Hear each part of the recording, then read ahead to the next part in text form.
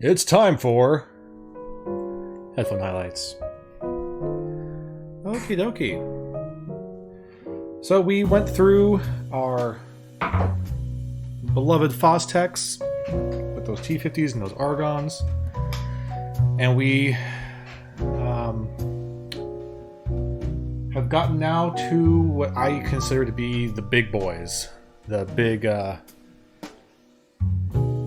there's Christmas jazz music playing? Oh, let me turn that off. Sorry. Do that one instead. Yeah, okay. Oh, that's a little loud. Bring it down a little bit more. Okay. It's nice. Just don't know if it's what I wanted. I haven't changed it since the Christmas special episode, whatever. So yeah, we're going to talk about our big boys now, the giant planars.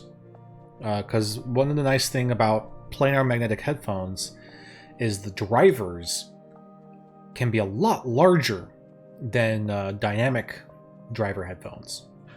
Just because of the way the technology works, having a very thin sheet membrane with some magnets, you're able to get a lot more surface space out of that than you can from a regular standard speaker style driver. So here's what we got today. These are some big boys. Take a look at that. These are the Monoprice M1060s. M1060s. They got a little bit of wood going on there. Pretty nice stuff. Monoprice is an interesting company. They make all sorts of stuff, not just audio stuff.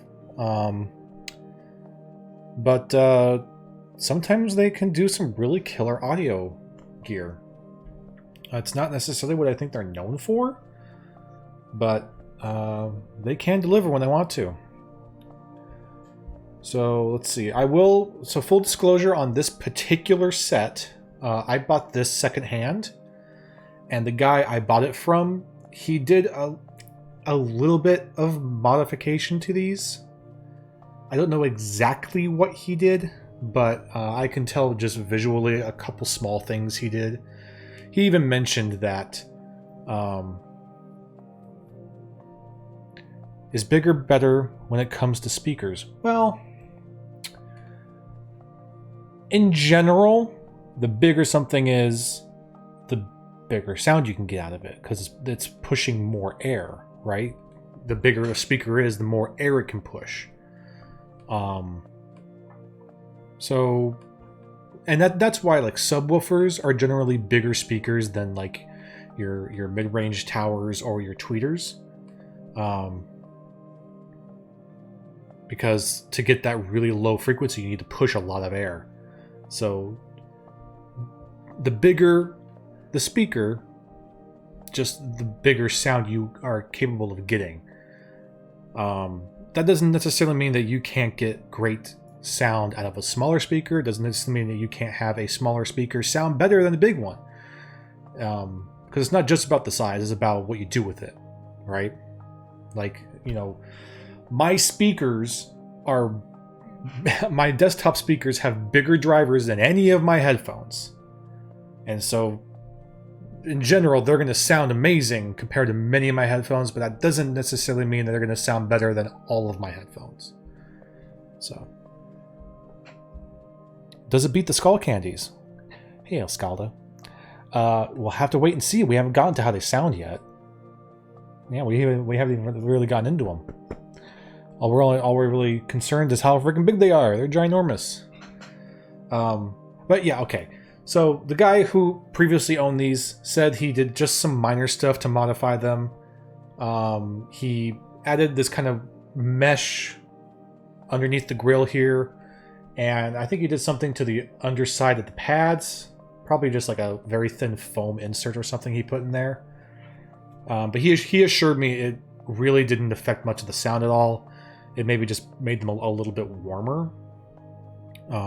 So, you know, when we get to the sound, maybe you can take it with a little grain of salt, that maybe what I'm hearing is going to be a little bit different than what you might hear from stock M1060s. But I'm sure it's not that much of a difference because, again, the mods he has here are very, very minimal and just something that some random dude on the Facebook Marketplace can do on his own. So, okay. Now that we got that out of the way, let's take a look at the build here. So, lots of metal in the construction on this. This grill is metal, steel.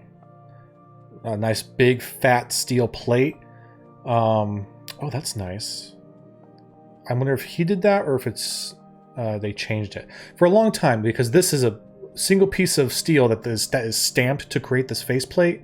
So one of the complaints that people get, at least with the earlier models of the 1060s, is that this faceplate was very sharp.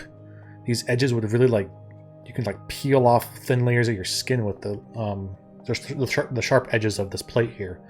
So one mod that some people do would take the plate off, switch it around, and put it back on because the other side of the plate is smoother. That's just part of the process when you stamp it. When it stamps it all the way down, the top part of the stamp is kind of rounded because it's been pushed down, and the bottom part of the stamp is kind of sharp. So in this case, not sharp. Could be the guy that previously owned this did that. It also could be that this is a later version of the M1060 where they just don't do that anymore. I don't know for sure, but something to think about.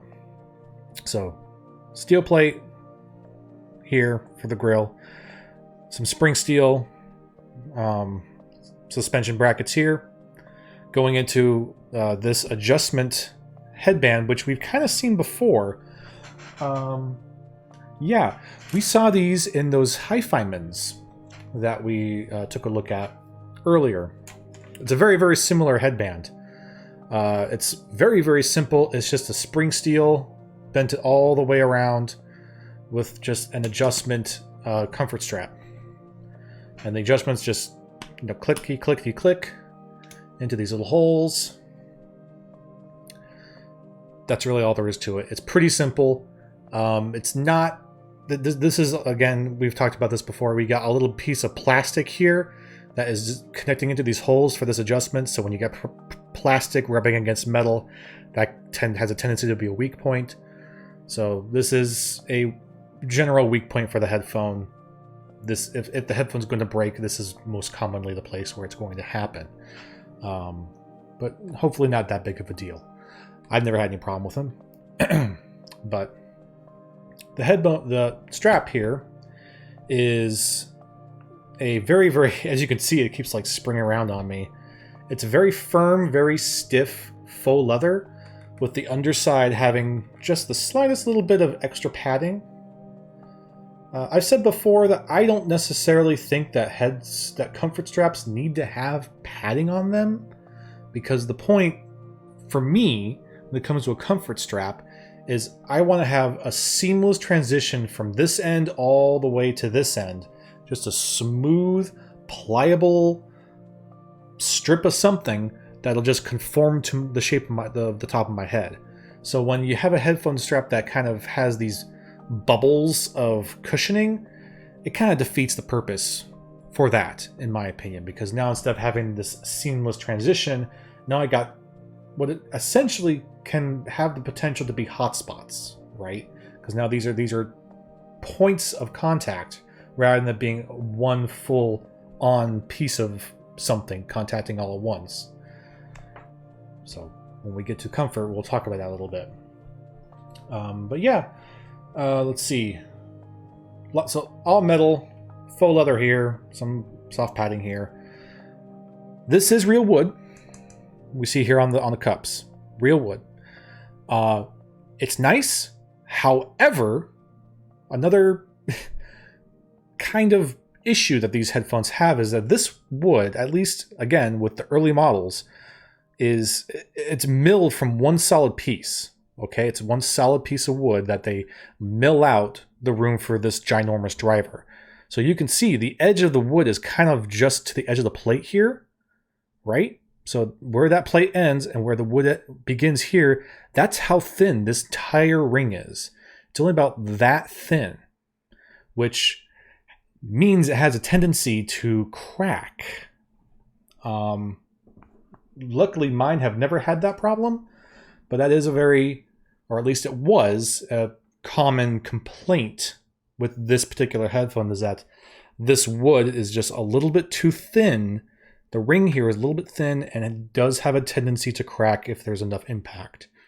As long as you're not throwing your headphones around, you'll probably be fine, but just be aware, this is not a thick piece of wood. This is just a very thin, fine ring of wood, and it is susceptible to cracking, or at least it was. I don't know if they've changed it or not, but moving on. Look at these ginormous pads. These pads are huge. I love these pads. They're a faux leather, protein leather pad, but they are big old chonkers, big old fat chonkers. It's like the size of my entire hand, my palm of my hand up there. They're big boys. And they're thicker on one side than they are on the other. Thicker on the side behind your ear than it is on the front of your ear. Just, you know, to kind of mold it to your head more properly. They are quite thick, no, you know what? They're not that dense. They're pretty pliable.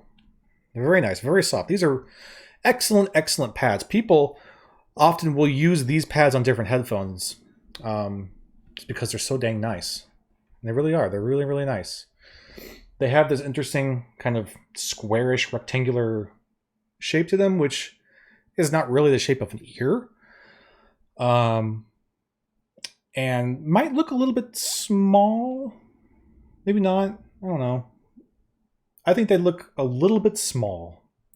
They're a good, 3+ knuckle high, but only a 2 knuckle wide. So if you have really big ears, this might be a bit of an issue. I don't have the biggest ears. My ears are fairly standard, I guess. Maybe a little bit large, but they fit in here just fine. Yeah, they're not really touching anything. The very back of my ear is just barely touching the pad, but it's not a big deal. They're able to fit on there really comfortably. Also, these are, as you could probably tell, open headphones. They're very, very open. I can hear pretty much everything. So yeah, nice steel plates, great. Headband is whatever, some sort of fake leather. It's very stiff. Wood is nice, but has some susceptible issues, and the pads are great. Cool. Comfort. These are humongous headphones, and as is a common trait of planar magnetic headphones, they have a tendency to be heavy sometimes. So these are comfortable. My ears feel nice and comfortable. The head strap, like I mentioned, having those little cushion spots does kind of create some contact points on the head rather than it being a seamless contact. So that can have a little bit of pressure pointing. With the hat on, I don't feel anything, but with the hat off, the biggest downside of the headphone comes in. You know what? I'm going to do that right now. I know my hair is kind of a mess, but so these are very heavy headphones. These drivers are huge, lots of magnets, lots of metal construction and dense wood. These are very heavy headphones. Despite that, they do a pretty good job with distributing where that weight goes. A lot of it's in the ear area. There's not a whole lot of clamp force. Like if I wiggle it around, they're gonna shift because there's just so much weight to be shifted around when I do that. But they are heavy. These are heavy headphones. And if I adjust this down to where the comfort strap is naturally where it should be when I'm not wearing my hat, which is right there. Right now, I'm fine. I feel totally fine. I feel very comfortable. This is fine. In about, 20 minutes to a half hour, this is going to hurt big time. It's the real problem with these headphones. They're very big, they're very heavy, and even though they do a good job of distributing it fairly evenly, eventually over time, this just weighs down, and this becomes a pretty painful point of contact right here. Between this and then the weight of the cups also kind of pulling down on your ears. If you can kind of get a sensation of what I'm talking about. What was I was doing something the other day. I remember if I was on stream or just on some sort of video call or something, but I had to take these off because they were hurting me so much. I was wearing them for a period of time and I was like, I can't anymore. I can't. And I had to take them off and throw on something super comfortable like my Philips. So the weight is a detriment. The size is a detriment. Yes, they're huge. And yeah, when you put them on at first, they feel perfectly fine. But over time, man, does that weight get to you. More than any other headphone I have, these give me headaches. Huh. Was it Batman Origins? Really? Oh, wow. I switched during the Christmas special. Holy cow. Well, yeah, that's why. Because these are heavy, heavy bastards. I love them. But, man, they hurt. They really do. And it sucks. It really does. Wearing the hat, I'm telling you, helps a ton. Like it's almost I won't say it's a non-issue, but it significantly helps having just something else on your head to help cushion this. Really, really helps. But it is what it is. They're extremely heavy. They have this weird bubbles of cushions on the head strap that do end up becoming pressure point target points on the top of your head with all that weight. So it really affects the comfort. This is another situation where the starting comfort, picking them up and putting them on your head is pretty good.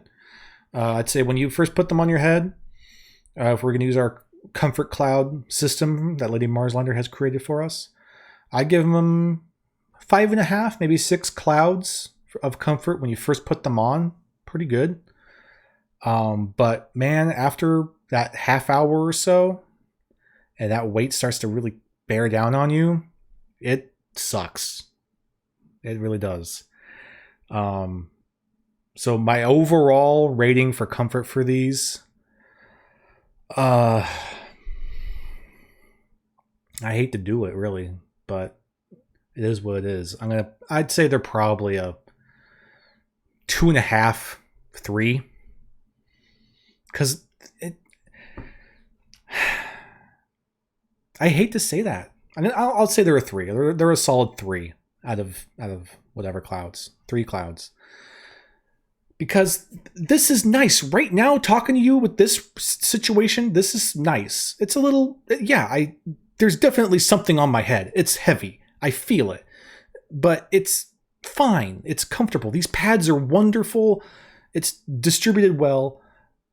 But I know that when you, unlike with my pretty much any other headphone I have, I take these off and there's relief.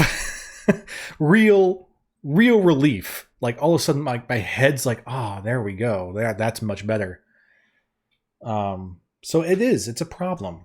It's a common problem with your planar magnetic headphones in general, but especially with the very large planar magnetic headphones.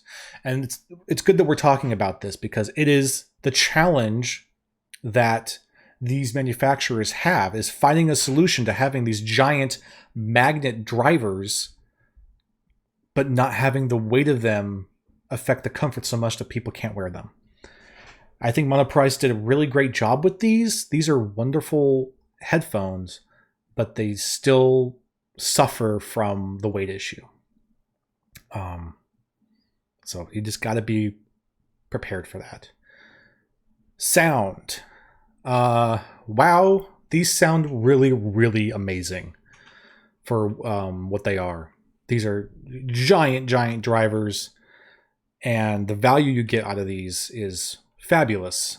As huge as they are, as probably like audiophile-y they look and appear to be, and they're quite affordable. They're about $300, something like that, $300, maybe $350. So they're really affordable. And boy, you are getting your money's worth, because these sound really quite amazing. I'm not going to compare them to the Argons, because the Argons are their own thing, and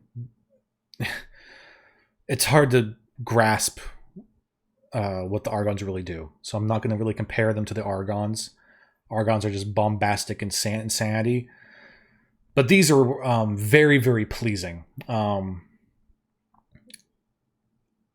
The guy who owned these before, like I said, he did say that his modification did bring out just a little bit of warmth and probably a little bit of a dip in the high end to avoid some sibilance. I don't really know if these headphones are known for being sibilant. I don't think they are.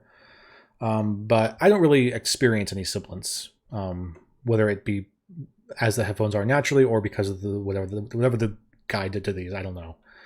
But yeah, they got a good, nice, warm low end and mid range. The low end hits really nicely. It's pretty thumpy. It's very clean.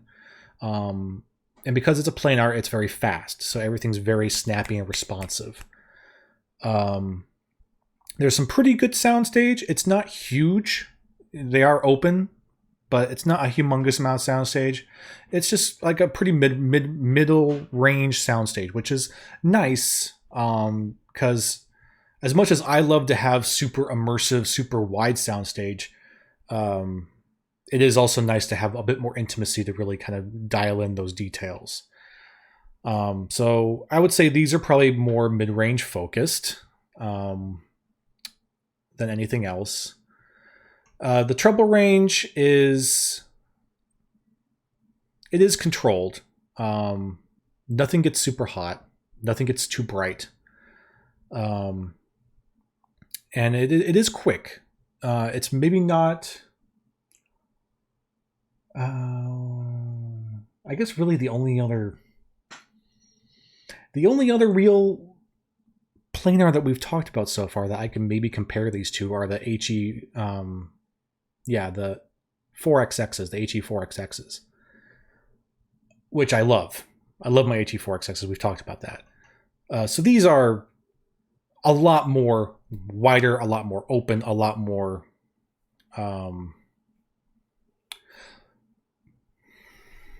separated and dynamic. They have a lot more dynamics than the HE4XXs.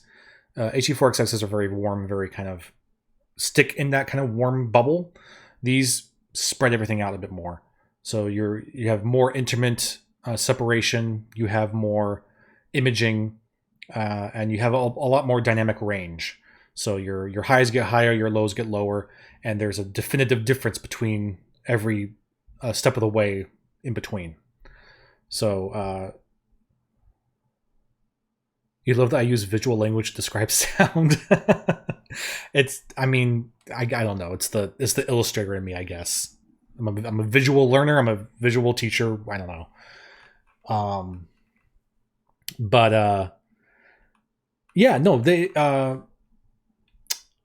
So they don't really sound anything like the HE4XXs. The HE4XXs are just like kind of a nice cozy warm bubble. These are a lot more, I suppose, a bit more neutral. I wouldn't call these neutral headphones. They're not V-shaped. If they are, not aggressively so. But they're nice. They're just really nice sounding, very natural sounding headphones that are, like I said, wide, dynamic, and separating. So they sound great. They sound amazing. They're a killer value for the price they are. They sound like stuff that's quite much more up there in the price range. And for getting into the big planar headphones, this is pretty much the entry point that you want to explore. Beyond this, you get into crazy zone where you're probably spending crazy money. But this is the entry point of the big boys. The HE4XXs are your general entry point for planar magnetic headphones, in my opinion. And these are the general entry point for the big boy planar magnetic headphones. So, yeah, they're great headphones. I love them. They sound really incredible. And despite this maybe looking a little flimsy, I find that they're built pretty well. I'm not concerned with this wood failing on me. I know that many people have had that problem. So it's going to be maybe your own experience with them. I don't know. I think they're built pretty well. They're built very simply. It's this kind of form. It's function over form when it comes to these. But I think it delivers. The only real downside being the weight. Because, boy, it'll get to you. So, yeah, great headphones with some aspects about them that Monoprice. These are Monoprice aspects that Monoprice needs to identify and find ways to work around. And next week we'll have another Monoprice headphone that we'll talk about that might have some similarities to these that may or may not have handled the weight problem. We'll find out. So look forward to that next week. And now let's get back to the game. Baboom. Oh, that sound. Oh my god. Oh, hold on. I'm sorry. I forgot something. Really quick, because I want to make sure I always mention this kind of stuff, because this is important for people who are trying to actually consider buying these. These use 2.5mm audio jack points for entry, and it's for both sides, so these can be run on a balanced amp if you want to. But yeah, just a simple 2.5mm entry point on either side. Nothing fancy and proprietary, so pretty easy to find and replace. I'm using my Periop balance cable for this that I use on lots of headphones, so I appreciate that. Just be aware of it. Simple audio points. Okay, now we can get back to the game.